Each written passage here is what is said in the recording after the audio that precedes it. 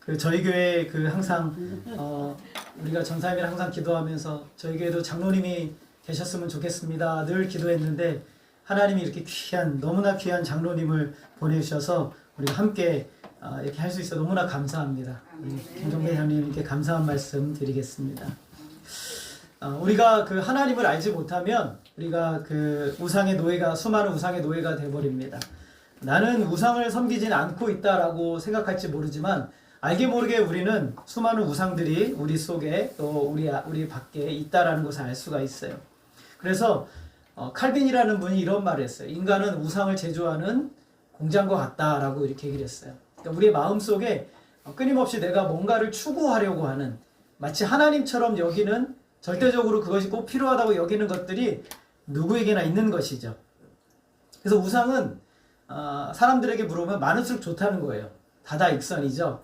그래서 인도에는 3억 3천의 우상이 있고 일본에는 9천 개 이상의 우상이 있어요. 만들다 보니까 3억 3천 개가 만들어졌고 만들다 보니까 9천 개가 만들어졌어요. 많을수록 좋은 거죠.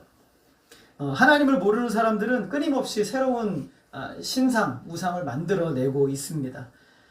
우리는 우리 마음속에도 있죠. 돈에 대한 우상, 그리고 어떤 권력에 대한 우상, 그리고 미래의 어떤 것을 이루기 위한 우상, 사람에 대한 우상, 뭐 이런 수많은 우상들이 우리 가운데 있어요. 이 시대 또 외모 지상주의 우상, 이런 여러 가지 우상들이 있다라는 거죠. 결국엔 이 우상들은 누구를 위한 것이냐면 나를 위한 것을 만드는 것이죠. 내 안전과 그리고 미래를 보장하고 그리고 나의 삶을 행복하게 만들어줄 그 어떤 우상을 사람들은 만들고 있는 것이죠. 여러분 마음속에 한번 생각을 해보세요. 내 마음속에 혹시 이런 우상은 없는가?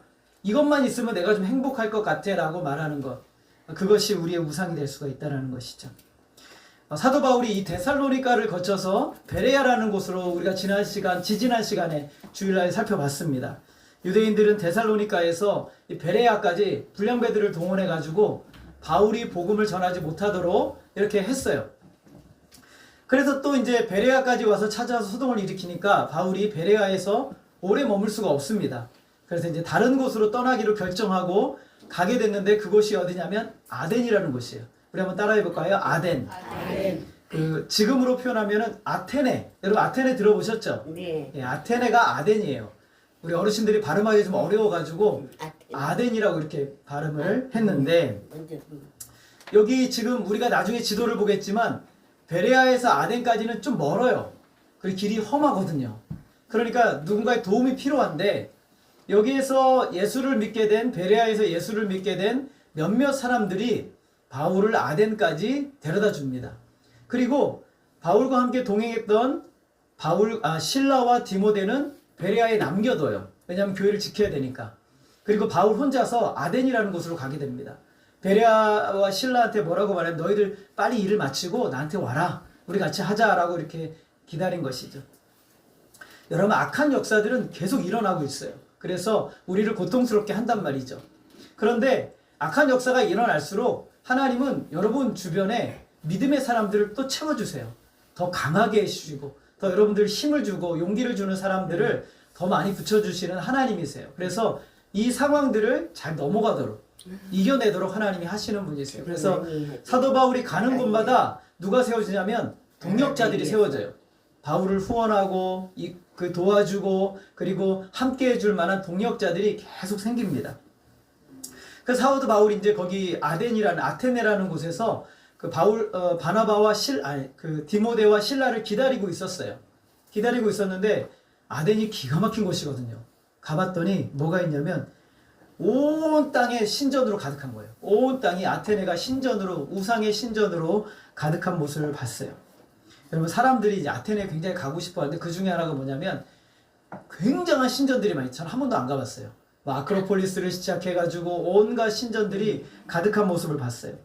그래서 아테네를 방문하는 사람들은 그 휘황찬란한 신전을 보고 눈을 떼지 못한대요. 어마어마하게 지어진 신전이죠. 사도 바울은 그것을 보고 그 화려함에 매료되지 않았어요. 그는 많은 신이 그들을 더 강하게 하고 안전하게 지켜줄 것이라는 그런 잘못된 어리석음에 사도 바울이 분노하기 시작했죠.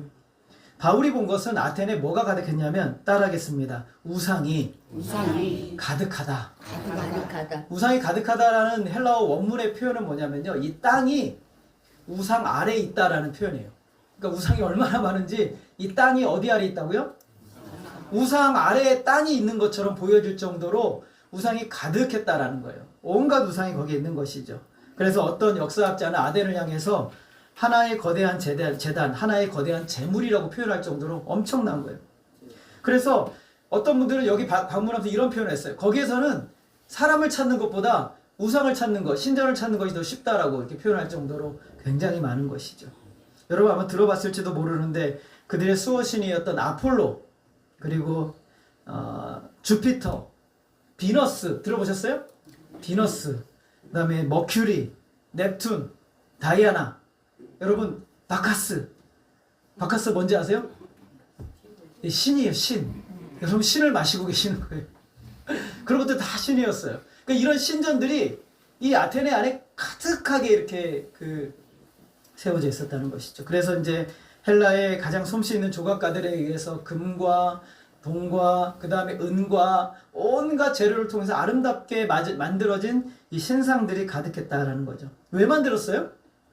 누구를 위해서? 자기들 좀 안전하게 지켜달라고. 자기들 좀 안전하게 지켜달라고 사람들이 우상의 신전을 만들. 그런데 여러분 한 번도 본 적이 없는데 그거 어디서 나왔어요? 그런 우상들이? 어디에 나왔었어요, 여러분? 어디에서 나왔어요? 마음속에서 나온다. 마음속에서. 마음속에서 상상으로 생각했던 그 인물들이 나오는 거예요. 그래서 이제 그 모습들을 촘촘하게 사각지대 없이 내 인생에 있어서 문제 생기지 않을 정도로 촘촘하게 뭐 이 사람은 이거는 풍요, 이거는 건강, 이거는 뭐 미래 성공, 이거는 뭐 이렇게 해서 촘촘하게 다 만들어서 시간을 관리하는 신, 그 다음에 내 건강 안에 내 오장육부를 관리하는 신, 온갖 신들을 다 만들어 촘촘하게 만들어 놨단 말이죠. 그러니까 얼마나 대단해요. 여기 사는 사람마다 참 건강해지고 성공하고 승리하고 승승장구하면 얼마나 좋겠어요. 그러지 않는다는 것이죠. 사도 바울은 사람들은 그걸 보면서 정신을 잃을지 몰라도 사도 바울은 그것에 감동하지 않았다는 것이죠. 세상 사람들이 가지는 미래의 소망과 추구와 방향에 대해서 여러분 너무 감동하지 마세요. 너무 거기에 대해서 부러워하지 마시라는 거죠. 그것은 완전하지도 않고 영원하지도 않아요. 그건 완전하지 않은 거예요. 아덴 사람들에게 주신 창조성이 우상 숭배를 위한 도구가 되고 있는 거예요. 하나님이 주신 인간에게 주신 탁월한 능력들이 이 세상에서 우상을 제조하는 공장이 돼버린 거예요. 인간이. 사도 바울은 어떻게 했을까요? 따라하겠습니다. 격분했다.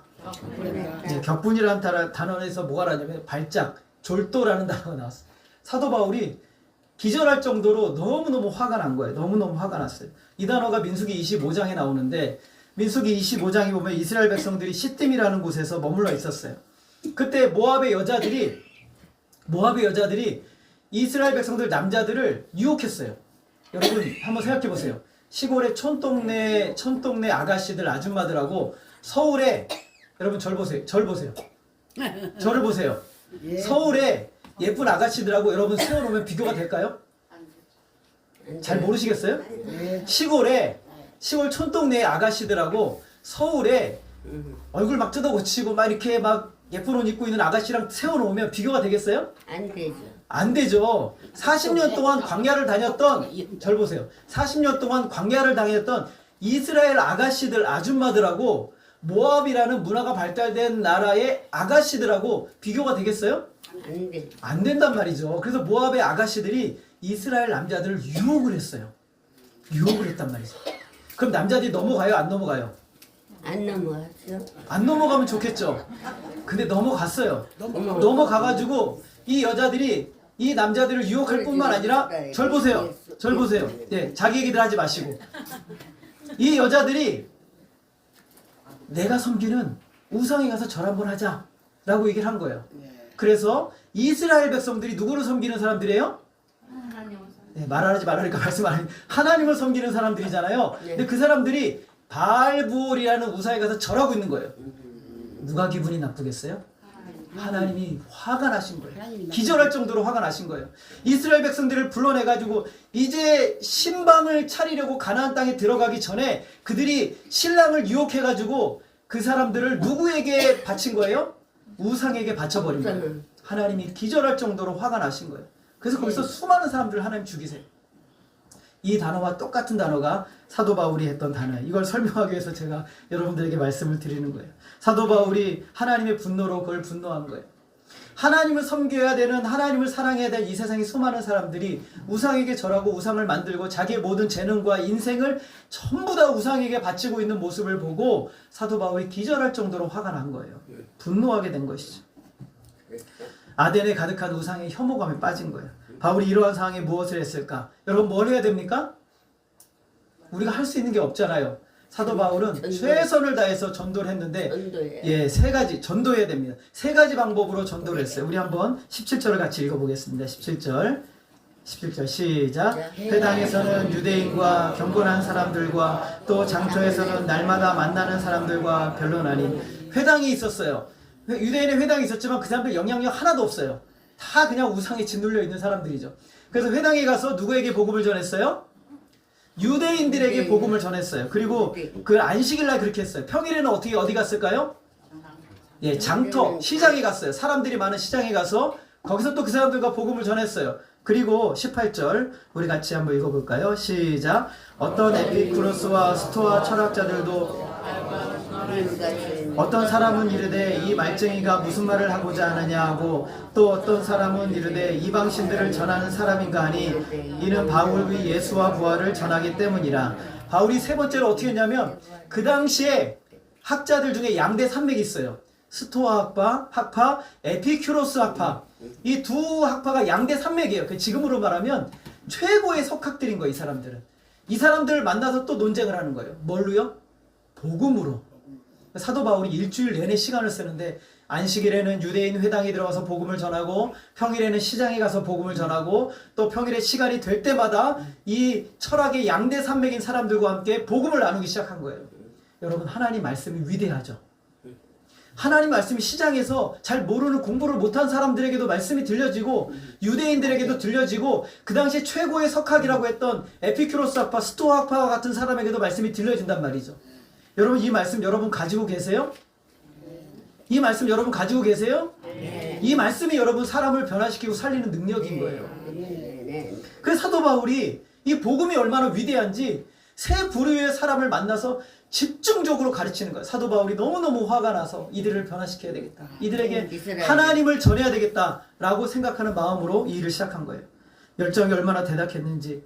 바울이 뭘 전했어요? 우리 한번 따라하겠습니다. 예수의 부활과 예수와 부활을 전했어요. 예수님이 사셨던 삶, 예수님이 십자가의 죽으심, 그리고 예수님이 부활하신 그 능력, 이것을 그들에게 전하기 시작했어요. 여러분 우상을 많이 만든 사람들이 뭘 많이 좋아할까요?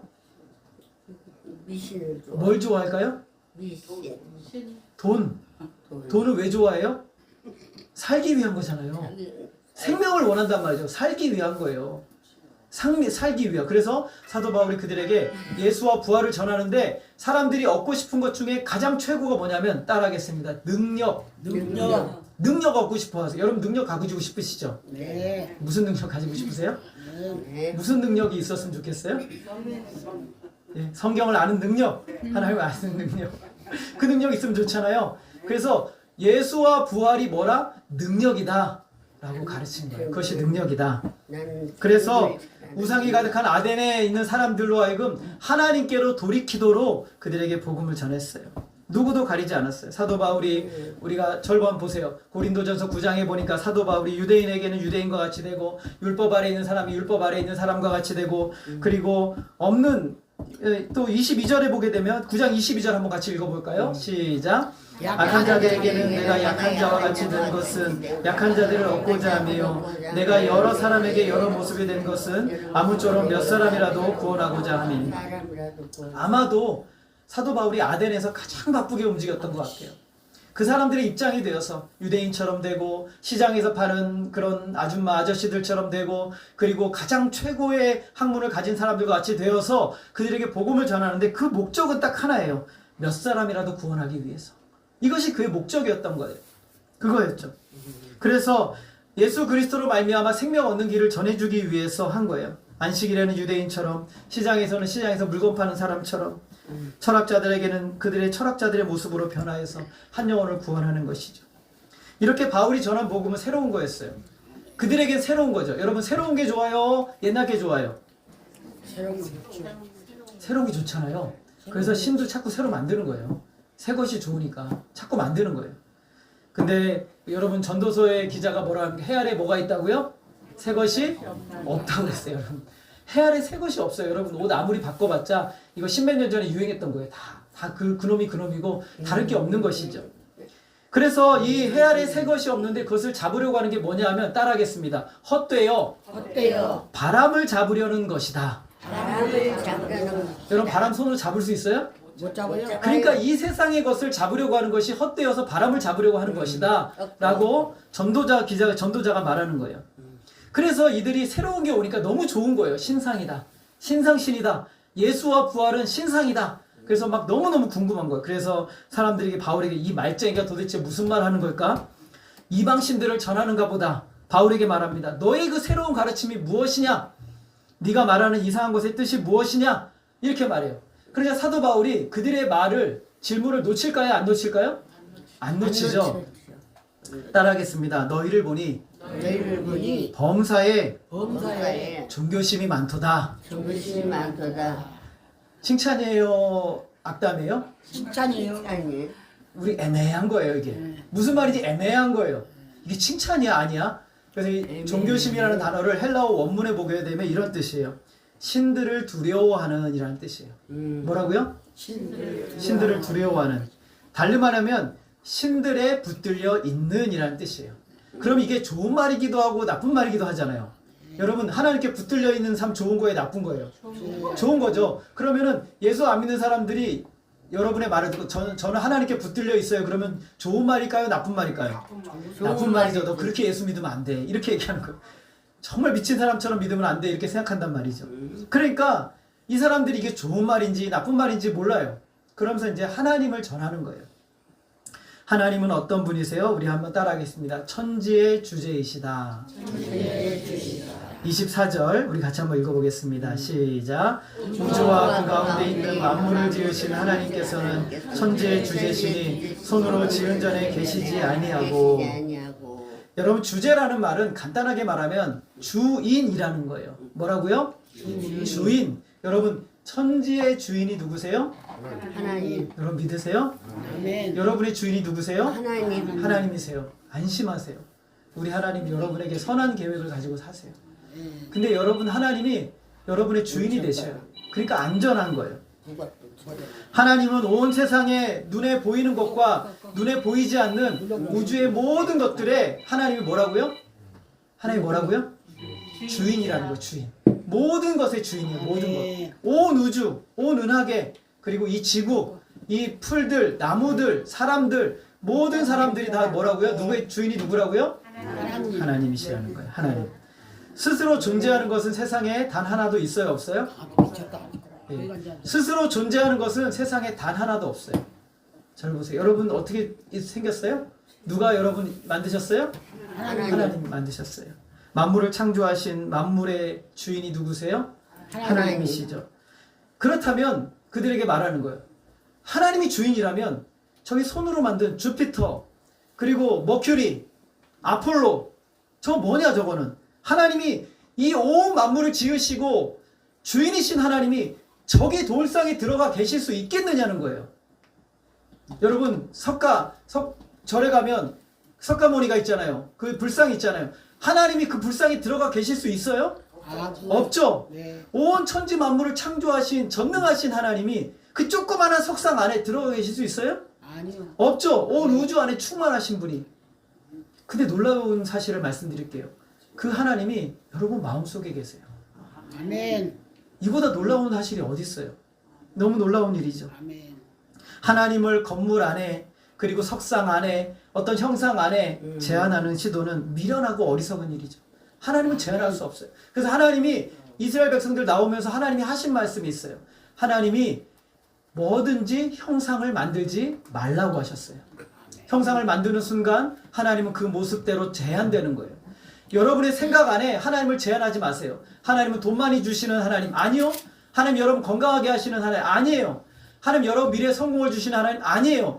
그것도 다 포함하지만 그러나 그걸로 제한하시면 그것이 우상이 되는 거예요. 하나님은 거기에 제한하시는 거 안 되는 거예요. 하나님은 저와 여러분을 창조하신 하나님이세요. 이 모든 만물의 주인이시죠. 그것이 주제라는 뜻이에요. 모든 것을 가지고 계시고 모든 역사를 주관하시는 분이 우리 하나님이시라는 거예요. 그 하나님이 뭘 주실까요? 따라하겠습니다. 생명. 생명. 하나님이 생명을 주세요. 자, 우리 한번 25절을 한번 같이 읽어보겠습니다. 시작. 또 무엇으로 부족한 것처럼 사람의 손으로 섬김을 받으시는 것이 아니니 이는 만민에게 생명과 호흡을 친히 주시는 이십니다. 여러분의 성경이면 거기다가 친히라는 부분에 동그라미를 쳐보세요. 하나님 누구 시켜서 생명 주시는 게 아니라 하나님이 어떻게 하신다고 생명을 친히 주신다. 하나님이 직접 여러분을 살게 하신다는 거예요. 하나님이. 온 우주를 관리하시고 지구를 관리하시고 풀들부터 시작해서 모든 동물들과 세상의 모든 것들을 관리하시는 하나님이 여러분 한 사람을 친히 주장하세요. 이것이 신비롭고 놀라운 일이죠. 하나님은 인간이 섬길 수 있는 분이 아니에요. 여러분에게 생명을 주신 분이 하나님이시죠. 여러분의 생명을 지탱하시는 분도 누구세요? 하나님이세요. 우리를 이렇게 호흡하게 하시는 분도 하나님이세요. 하나님이 우리에게 의존되어 있는 것이 아니라 우리가 하나님께 절대적으로 의존되어 있어요. 하나님의 손안에 있는 것이죠. 하나님이 생명을 주시기도 하고 빼앗기도 하세요. 하나님이 아프게도 하시고 그리고 건강하게도 하세요. 여러분 믿으십니까? 아멘. 욥기 5장 18절 우리 같이 한번 읽어보겠습니다. 시작. 하나님은 아프게 하시다가 여러분 제가 물어볼게요. 싸매어 주실 거면 왜 아프게 하세요? 왜 그렇게 하세요? 상하게 손으로 고쳐주실 거면 왜 상하게 하세요? 다시 고쳐주세요. 왜 그렇게 하실까요? 그 안에 목적이 있는 거예요. 하나님 더욱 찾으라고. 하나님 의지하라고. 여러분 평생 건강하게 살면 행복할 것 같잖아요? 아니에요. 우리 하나님께 의존되어 있는 삶이 행복한 거예요. 그게 행복인 거예요. 하나님은 그래서 여러분 아프게도 하세요. 그렇게 하실 수 있어요. 아파요 하나님. 하나님 도와주세요. 기도 안 하던 사람이 새벽 기도 나가서 하나님 도와주세요. 기도하니까 그래 내가 고쳐주지. 하나님이 또 고쳐주세요. 하나님 돈이 없어요. 지금 망하기 일보 직전이에요. 그래 새벽에 나가서 기도하고 저녁에 기도하고 밤새 기도하고 있어요. 그래 내 주지. 하나님의 의존되어 있다는 것을 깨닫게 하시기 위해서 고난과 기쁨을 우리의 인생의 모든 것을 겸하여서 주시는 거예요. 하나님이. 그러니까 여러분의 인생에 평탄대로는 없어요. 여러분의 인생이 내가 볼 때는 하나님을 제대로 믿고 온전히 살 확률은 거의 없기 때문에 고난과 어려움이 우리 가운데 항상 있는 거예요. 그걸 통해서 뭘 알게 하세요? 하나님을 신뢰하고 하나님을 알도록 하시는 것이 하나님의 목적이에요. 그래서 여러분에게 작은 일부터 큰 일까지 모든 일은 다 누구의 주권 안에 있어요? 하나님 안에 있어요. 여러분 생명의 주관자는 하나님이세요. 생명을 주시는 분도 하나님이시고 생명을 보존하시는 분도 하나님이시고 생명을 거둬가시는 분도 하나님이세요. 믿으십니까? 아멘. 그 하나님이 천지의 주제라는 뜻이에요. 생명을 주관하시는. 그 하나님은 어떤 하나님이세요? 따라하겠습니다. 모든 민족을 다스리신다. 모든 민족을 다스리시는 하나님이 주인이세요. 주제시죠. 우리 26절 같이 한번 읽어보겠습니다. 시작. 인류의 모든 족속을 한 혈통으로 만드사 온 땅에 살게 하시고 연대를 정하시며 거주의 경계를 한정하셨으니. 저는 이 말씀을 읽을 때마다 참 하나님의 역사가 얼마나 기가 막힌지 모르겠어요. 하나님께서 모든 족속을 한 혈통으로 만드셨죠. 여러분의 할아버지 누구세요? 따라하겠습니다. 노아. 모르셨어요? 노아. 여러분의 할아버지는 올라가면 노아예요. 왜냐하면 그전 사람을 다 하나님이 홍수로 수장시키셨으니까. 노아가 여러분 할아버지. 족보를 다시 한번 새기세요. 노아. 무슨 말인지 모르시면 성경을 보시고. 노아, 하나님께서 이 세상을 한 혈통으로 만드셨대요. 그리고 온 땅에 살게 하셨어요. 연대를 정하셨어요. 여러분의 삶의 연수는 하나님 손에 있어요. 내가 아무리 120세까지 살고 싶어도 안 돼요. 하나님이 안 된다고 하면 안 되는 거예요. 거주의 경계를 한정하셨대요. 몇 살까지 살지 하나님의 손에 있습니다. 여러분 지금 거기에 왜 사세요? 여러분 사시는 곳 번지수도 아시죠? 모르세요? 아시죠? 거기 누가 그렇게 살게 하셨어요? 하나님. 하나님. 믿으세요? 네, 아멘. 네. 여러분 집에 만족하세요. 아멘. 거주의 경계를 정하신 분이 하나님이세요. 있습니다. 우리는 더 크고 좋은 거 살고 싶죠. 근데 하나님이 너 거기까지만. 좋아. 여기까지만이에요. 여러분의 인생의 모든 한계와 모든 과정들을 다 누가 정하셨다고요? 하나님이 정하셨어요. 저는 어렸을 때 초등학교 2, 3학년 때 꼭 꿈을 적어내라고 그래요. 그럼 꿈을 적어내면 우리 애들은 항상 적어내는 꿈이 있어요. 뭐죠? 하나님. 안 사셨어요 그때? 뭐예요 꿈이? 대통령. 지금 생각하면은 그런 꿈은 해서는 안 되는 꿈이었던 거예요. 절대 꿔서는 안 되는 꿈이에요. 근데 저는 저희 그 할아버지가 저를 항상 데리고 다니면서 저를 너무너무 예뻐하셨거든요. 하나님이 아니죠. 할아버지가 저한테 항상 하셨던 얘기가 있어요. 너는 커서 좋은 선생님이 되거라 이렇게 하셨어요. 그래서 이제 제가 항상 그거 너 꿈이 뭐 될래? 그러면 선생님 이렇게 써서 냈어요. 그래서 어느 날인가 초등학교 3학년 때 제가 너무 좋아했던 여자 선생님이었는데 선생님이 저를 부르셨어요. 진우야, 너는 왜 선생님이 되고 싶니? 그렇게 얘기를 했을 때 제가 뭐라고 그랬냐면 저는요 누군가가 제가 되고 싶어하는 그런 사람이 되고 싶어요. 저는 할아버지를 너무 좋아했거든요. 근데 그 말이 지금 생각해보니까 너무 잘 대답한 거예요. 저는요 지금은 하나님이 제가 되고 싶어하는 그 길로 살고 싶어요. 여러분 그게 가장 복된 길이에요. 믿으십니까? 네. 하나님이 여러분에게 원하시는 그 삶으로 사는 것이 제일 기쁜 일이에요. 그래서 저는 지금도 그 소원이에요. 하나님이 저에게 하시고자 하시는 모습대로 제가 평생 살게 해주세요. 그게 저의 소원이에요. 하나님이 여러분의 인생의 경계를 정하셨어요. 하나님이 다 아세요. 왜 그렇게 하셨을까요? 27절에 보면 이는 사람으로 혹 하나님을 더듬어 찾아 발견하려 하십니다. 그러니까 우리가 이렇게 살다 보니까 이거 우리 한계가 있네? 내가 할 수 있는 게 없네? 이런 걸 보면서 누구를 찾으라고요? 하나님을 찾으라고. 그래서 헬라의 유명한 시인은 에피메니데스라는 이름도 어려워요. 이 사람이 그를 인용하면서 이렇게 말합니다. 우리가 그를 힘입어 살며 기동하며 존재하느니라. 여러분 우리가 누구를 힘입어 살아요? 하나님을 힘입어 살아요. 그리고 살며 기동하며 움직이며 그리고 존재하느니라. 그리고 하나님은 우리의 주제가 되신다는 건 뭐냐면 하나님이 우리의 아버지가 되신다는 거예요. 하나님 여러분의 아버지 맞으십니까? 네, 하나님 아버지시죠. 바울은 또 스토아파 중에 아라투스라는 사람을 인용하면서 이렇게 말해요. 따라하겠습니다. 우리가 그의 소생이라. 여러분 한번 물어볼게요. 여러분 아버지가 다 계시죠? 어머니가 계시죠? 자 그러면 여러분은 우리가 사람을 뭐라고 말하냐면 인격이라고 얘기하죠. 인격. 그쵸? 맞으세요? 여러분 인격이시죠? 그럼 여러분의 아버지는 인격이에요? 비인격이에요? 인격이죠? 네. 여러분의 어머니는 인격이에요? 비인격이에요? 자 그런데 이 아테네 사람들이 얼마나 어리석은지 자기들은 인격이면서 자기를 지으셨다고 말하는 하나님을 비인격에 가둬버린 거예요. 그게 뭐예요? 우상이죠. 우상에 가둬버린 거예요.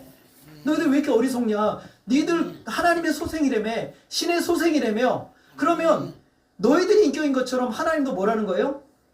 인격이라는 거예요. 인격. 우리와 똑같이 생각하고 말하고 호흡하고 모든 것을 가지신 하나님이시라는 것을 이렇게 표현하는 거예요. 그래서 사람들이 인격을 가지고 있듯이 하나님도 인격이시죠. 하나님이 우리에게 인격을 부여하셨어요. 그래서 우리가 인격이 된 거예요. 손으로 만든 우상으로 하나님을 표현하라 하지 말아라. 이런 뜻이죠. 우리가 이것이라고 결정하는 순간 하나님을 이것이라고 결정하는 순간 하나님을 그 안에 가둬버리는 거예요. 하나님 부자 되게 하는 하나님 아니에요. 그것만은 아니에요. 제가 보면서 간증하시는 분들 정말 위험한 것 중에 하나가 있어요. 저기 김무엇이라고 하는 재정하면서 이렇게 그 간증하러 다니는 분인데 그분의 간증의 내용은 다 돈이에요. 잘 되는 거예요. 건강해요. 아니에요. 하나님 그것만 아니에요. 그거는 우상이에요. 그게 우상이에요. 하나님을 비인격으로 만드는 거예요. 돈, 건강, 성공 여기 안에 하나님을 가둬놓고 하나님 거기 나오지 마세요. 하나님 그것만 우리에게 해주시면 돼요. 아니요. 하나님 여러분 잘못하시면 때로는 징벌하시고 책망하시는 하나님이세요. 하나님 인격이시잖아요. 왜 간증을 그런 식으로 해요? 하나님을 모르는 간증이죠. 인간의 그 어떤 것으로도 하나님은 표현되실 수 없어요. 하나님 온 땅에 충만하시죠. 여러분 지금도 이 자리에 하나님 계시죠? 네. 예, 온 땅에 충만하세요. 하나님은 여러분의 생각 다 아시죠? 네. 모든 것을 다 아시는 하나님이세요. 완벽하게 과거와 현재와 미래에 대한 모든 지식을 다 알고 계세요. 완벽하게 1분 1초 빠짐없이 여러분의 모든 생각과 계획을 다 알고 계시는 분이 우리 하나님이세요. 하나님은 모든 것을 다 표현하세요. 하나님은 영이세요. 우리의 눈으로 볼 수가 없어요. 그 하나님 온 땅에 충만해 계시죠. 자신이 원하는 대로 해주시는 분으로 표현하라고 하는 순간 하나님을 가둬버리는 거예요. 악한 행동이 되는 것이죠. 하나님은 인간의 아버지시죠. 우리의 아버지가 하나님이세요. 그래서 우리가 기도할 때 하나님 아버지라고 기도하는 거예요. 그리고 하나님이 주제라는 뜻은 무엇이냐면 하나님은 세상의 심판자라는 뜻이에요. 하나님이 뭐라고요? 심판자라는 뜻이에요. 이 30절 우리 같이 한번 읽어보겠습니다. 시작. 알지 못하던 시대에는 하나님이 간구하셨거니와 이제는 어디든지 사람에게 다 명하사 회개하라 하셨으니 너희들 몰랐으니까 지금은 괜찮아. 그러나 이제는 사람에게 명하사 뭐 하라고요? 회개하라. 하나님을 섬기지 않는 것. 하나님이 선하시다고 믿지 못하는 것이 죄예요. 왜 선악과를 따먹었어요? 자기에게 선한 계획을 하나님이 가지고 계시다고 믿지 못했기 때문에 선악과를 따먹어서 하나님처럼 지혜로워지려고 했던 거예요. 여러분의 미래의 가장 큰 지혜는 하나님이세요. 여러분의 길을 가장 잘 인도하실 분은 하나님이세요. 여러분의 머리로 하나님을 뛰어넘으려 하지 말고 하나님을 의지하세요. 그것이 사는 인생인 거예요. 하나님이 그렇게 하라고 우리를 만드신 거죠. 그래서 뭐 하라고요? 그렇게 하지 않았던 삶을 회개하라는 거예요. 하나님 온전히 의지하지 않았고 선하신 하나님 믿지 못했던 거 회개하라는 거예요. 31절 같이 읽겠습니다. 시작. 이는 정하신 사람으로 하여금 천의로 공언할 심판할 날을 작정하시고 이에 그를 죽은 자 가운데서 다시 살리신 것으로 모든 사람에게 믿을 만한 증거를 주셨습니다. 하나님이 정하신 사람이 누구예요? 따라하겠습니다. 예수님.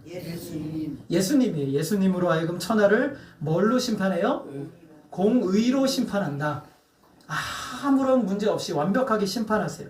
그래서 그분을 어떻게 했다고요? 죽은 자 가운데서 살아나게 하셨다. 생명을 주관할 자로 살려주셨다라는 것이죠. 그래서 모든 믿음 만할 증거를 그분에게 주셨다. 예수님 안에 하나님을 믿을 만한 증거가 100% 완벽하게 있다는 거예요. 세상에 그 어떤 지식으로 얻을 수 없는 지식이 누구 안에 있다고요?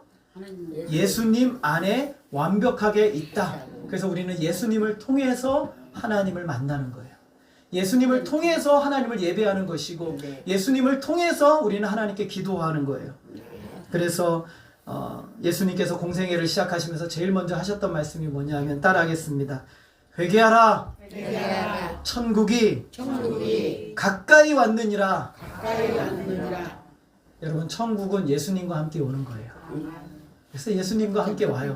그래서 회개하라. 천국이 가까이 왔으니까 이제 돌이켜서 하나님을 거부하고 살았던 모든 죄를 회개하라 라고 말해요. 미련하고 어리석은 삶을 회개하고 돌이키고 자신들에게 예수 그리스도의 십자가의 부활로 나타나신 주님을 예수님을 믿으라고 요청하는 거예요. 천하를 공의로 심판할 날이 다가오고 있어요. 여러분 알고 계세요? 매일매일 가까워지고 있어요. 매일매일 가까워지고 있어요. 우리는 이 사실을 잊지 말아야 돼요. 심판의 날이 다가오고 있어요. 어떤 신학자가 이런 표현을 썼어요. 자, 저를 보세요. 어떤 신학자가 표현했어요. 천국은 우리가 가고 있고 천국은 그분이 오고 계시다. 맞는 날이 오는 거예요.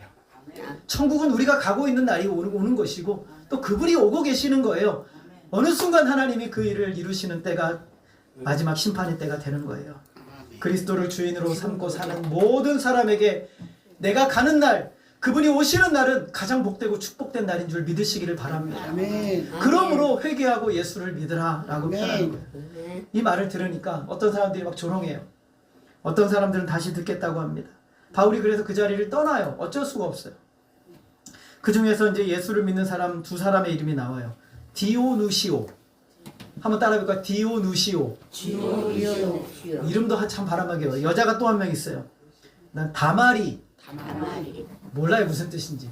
근데 여러분 디오누시오를 기억하세요. 디오누시오가 어떤 사람이냐면 저를 보세요.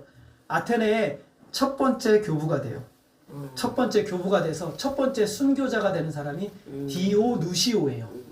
이 사람이 얼마나 놀라운 일이 왔어요. 여러분 그곳에 복음을 전하는데 몇 명 안 됐어요. 근데 그 중에 한 사람이 아테네 첫 번째 교부, 지금으로 하면 목사님 중에 최고의 목사님이 하나 되고 그 사람이 아테네에서 첫 번째 순교자가 돼요. 참 놀라운 일이죠. 사도 바울이 어렵게 복음을 전했는데 그냥 두세 사람 예수 믿었어요. 근데 그 중에 두 사람 중에 한 사람이 교부가 되고 그 사람 순교자가 되었다라는 것이 얼마나 놀라운 일입니까? 다른 곳의 사역에 비해서 크지 않았지만 하나님은 거기에 굉장한 열매를 남겨두셨어요. 사도 바울은 사실 아테네 그냥 지나갈라 했거든요.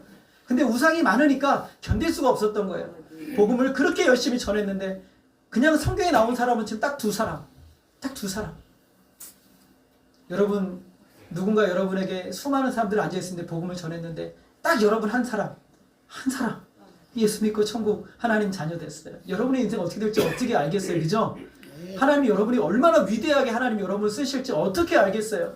여기서 위대한 교사가 나오고 위대한 스승이 나오고 청년들의 리더가 나오고 모든 놀라운 하나님의 역사를 이루실지 우리가 어떻게 알겠어요? 하나님이 그 경계를 정하셔서 이루시는 분이신 줄 믿으시기를 바랍니다. 아멘. 저와 여러분이 무엇 때문에 살고 있는지 오늘 이 말씀이 우리에게 전해주고 있어요. 저와 여러분의 인생을 어떻게 살아가야 될까요? 복음은 생명이죠. 반드시 모두가 들어야 되는 긴박한 소식이에요. 가장 중요한 소식이에요. 요즘 소식들이 너무 많아요. 뭐 저기 전쟁하고 있다고, 저기 전쟁하고 있다고, 저기 태풍이 왔다고 그러고, 저기 비가 왔다고 그러고, 온갖 소식이 있어요. 근데 그 어떤 것보다도 가장 먼저 들어야 될 가장 복된 소식은 복음이에요. 하나님 나라의 복음. 바울이 아덴까지 온 과정을 보면 쫓겨서 왔잖아요. 쫓겨서 왔어요. 계속 쫓겼어요.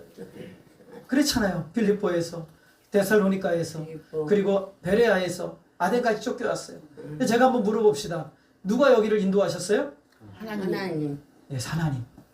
성령님. 성령님이 인도하셨어요. 부당하잖아요. 힘들어요. 여러분 여기까지 누가 인도하셨어요? 성령님. 성령님.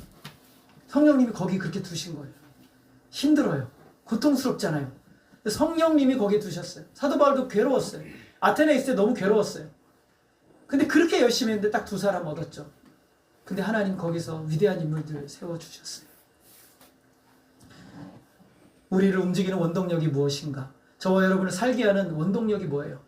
하나님이시죠. 하나님 말씀이잖아요. 성령님이 여러분을 이끌고 계시죠. 우리의 인생 저와 여러분만을 위한 것이 아니에요. 왜 여기 앉아 있습니까? 여러분의 인생 여러분을 위한 것이 아니라 다른 누군가를 위해서. 사도 바울의 인생 다른 누군가를 위해서. 사도 바울이 아테네에서 복음을 안 전했다면 디오누시오, 다마리 그 여자들이 그들이 어떻게 복음을 들을 수 있었겠어요? 하나님께서 그들을 살리시기 위해서 일을 하신 것이죠. 여러분 하나님은 온 세상의 주제이심을 믿으시기 바랍니다. 더 무엇이 필요하지 않아요. 여러분의 더 무엇이 필요한 게 아니에요. 더 무엇이 필요해서 더 많은 것을 여러분들이 새로 만들어야 되는 게 아니에요. 하나님만으로 충분해요. 예수님만으로 충분해요. 그분을 믿으시기를 바랍니다. 아멘. 하나님은 영원한 멸망으로 가는 저와 여러분을 찾아오셔서 하나님이 어떤 분인지 알려주셨고 복음을 주셨고 영원한 생명의 길을 살게 하시기 여러분 속에 들어오셔서 성령님으로 살게 하시잖아요. 더 이상 다른 것을 의지하지 말고 천지의 주제이신 하나님 믿고 의지하며 살으라고 오늘 여호와를 불러주신 거예요. 선하신 하나님께 계획이 있어요. 믿으세요. 여러분을 향한 계획이 있는 거예요. 로마서 8장 32절 같이 한번 읽어보겠습니다. 시작. 자기 아들을 아끼지 아니하시고 우리 모든 사람을 위하여 내주시니가 어찌 그 아들과 함께 모든 것을 우리에게 주시지 아니하겠느냐. 천지의 주제 되시는 하나님이 자기의 모든 것 하나뿐인 독생자 예수님을 내어주셨다면 여러분들에게 아무것도 안 아끼세요. 두려워하지 마세요. 염려하지 마세요. 걱정하지 마세요. 하나님 손에 있습니다. 천지의 주제이신 하나님이 붙들고 계심을 믿으시기를 바랍니다. 아멘. 잠시 고통을 당하게 하시는 이유가 있죠. 더 크고 영광스러운 걸 보여주시고자 잠시 고통 당하게 하시는 거예요. 돌아보니 잠시였던 거예요. 희한해요. 고통은 돌아보면 잠시였던 것 같고 내가 살아갈 애들은 되게 많아요. 하나님이 그렇게 우리의 지각을 주신 거예요. 천지의 주제가 되신 하나님을 믿고 오늘의 삶을 믿음으로 돌파해내시고 두려워하지 마시고 하나님이 지키시고 하나님이 열으시고 하나님이 역사하심을 믿고 믿음의 삶을 살아가시는 저와 여러분 되어지기를 주님의 이름으로 소원합니다. 기도하겠습니다. 하나님 아버지, 아테네의 우상이 가득한 모습을 보고 바울은 분노하였지만 그러나 그들에게 하나님 천지의 주제가 되시는 하나님을 증거함으로 그들 안에 2명의 결신자들을 얻었습니다. 하나님, 이들이 귀한 일꾼이 되어 아테네를 책임지고 그곳에 복음의 역사를 심는 놀라운 은혜가 일어났음을 보게 해주시니 감사합니다. 아멘. 천지의 주제가 되시는 하나님께서 오늘 우리의 심령을 사랑하셔서 우리를 하나님의 자녀 삼아주시고 주님의 손안에 살아가게 하심에 감사를 드립니다. 아멘. 모든 것이 선하신 하나님의 계획 가운데 있음을 믿고 나아가게 하여 주옵소서. 아멘. 두려워하지 말고 염려하지 말고 근심하지 말고 걱정하지 말고 하나님께 모든 것을 맡기고 하나님 의존하여 사는 믿음의 삶 오늘부터 살아나가게 하여 주옵소서.